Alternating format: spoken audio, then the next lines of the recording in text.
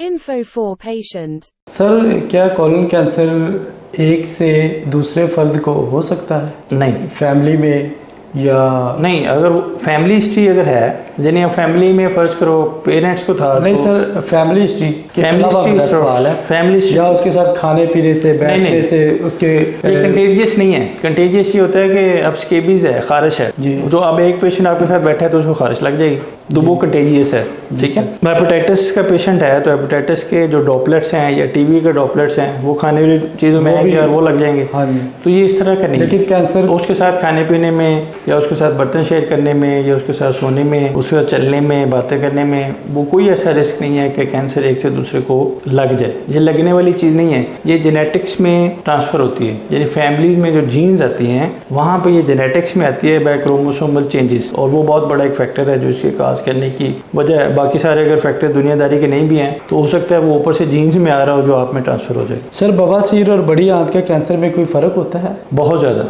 बवासीर जो है बेसिकली वो एक ये समझ लें कि यंग एज की डिजीज़ है, और अगर एक पेशेंट जो 25-30 ईयर्स का है वो सिंपल ब्लीडिंग के साथ आता है तो उसमें 90 से 99% चांसेस होंगे कि वो सिंपल बवासीर है। ब्लीडिंग की और भी वजूहत है, लेकिन अगर एक पेशेंट ऐसा आता है जो उसको कहता है खून भी, उसकी उम्र भी ज़्यादा है और वो कहता है मुझे खून भी आता है, और उसके साथ उसको बाकी अलामात भी हैं जो कैंसर को इशारा कर रही हैं। ठीक है। जिस तरह मैंने पहले गुजारिश की कि उसका वजन भी कम हुआ है, उसको खून की कमी भी हुई है। खून की कमी तो हेमराइड्स में भी हो सकती है, या उसको थकावट रहती है, या उसको पखाना करते जाता है और फिर उसको दोबारा आदत हो जाती है, उसको हैवीनेस फील। तो वो सारी अलामात मिल के ये डिसाइड करती हैं कि ये सिंपल हेमराइड्स नहीं है, ये शायद इसको साथ कैंसर हो, कैंसर की वजह से ब्लीडिंग हो रही है। तो दोनों चीज़ों में वो एक बिनाइन चीज़ है यानी नॉन कैंसरस है, और कैंसर जो है वो तो डेफिनेटली मैलिग्नेंट है और वो ज़्यादा जानलेवा है। तो और दोनों की ट्रीटमेंट में ज़मीन आसमान का फ़र्क है। ठीक है सर, हेमराइड्स जो हैं वो आप सिंपल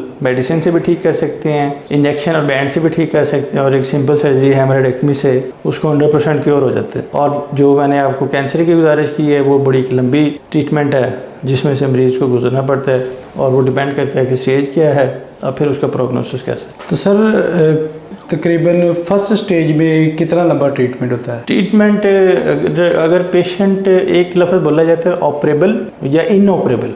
जी। ठीक है। ऑपरेबल का मतलब यह है कि वो पेशेंट ऑपरेट हो सकता है या नहीं हो सकता, और अगर नहीं हो सकता तो उसको इनऑपरेबल कहते हैं। तो अब अगर वो ऑपरेट हो सकता है, यानी इतना फैलाव नहीं है, आप ऑपरेट करेंगे तो मरीज़ के बचने के चांसेस भी हैं।